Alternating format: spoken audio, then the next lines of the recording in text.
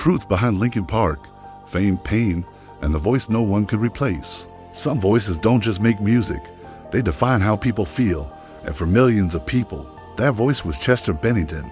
But what most people don't realize is that the pain you hear in those songs wasn't performance, it was real. And the deeper you look into the story of Linkin Park, the more you realize this wasn't just music. It was something much heavier, because success usually follows a pattern. You build, die, you grow, you adapt. But this story doesn't follow that path. This is what happens when emotion becomes the foundation of everything. And once that happens, there's no separating the music from the person creating it. Before the world knew the name Linkin Park, there was frustration, confusion, a need to express something that didn't have a clear outlet. And when that energy finally found a sound, it didn't come out polished. It came out raw, heavy, honest. And that's what made it different, because it didn't feel manufactured. It felt like something people had been trying to say, but couldn't put into words. That's why it spread so fast. Not just because it sounded good, but because it felt understood. People didn't just listen to it, they related to it. They saw themselves in it.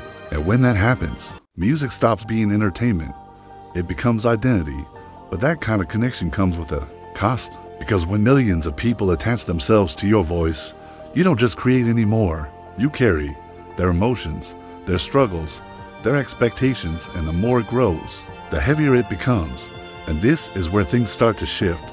Because from the outside, everything looks like success, sold out shows, global recognition, massive influence. But internally, that doesn't always match reality.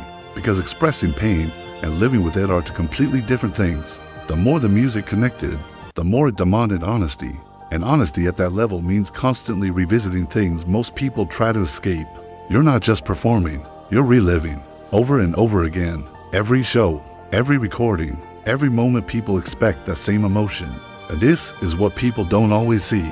Because when you become known for a certain feeling, you're expected to stay there, to keep producing it, to keep delivering it, even when it's coming from something deeper than people realize. At a certain point, it stops being about the music. It becomes about managing everything around it, the expectations, the pressure, the identity people have placed on you.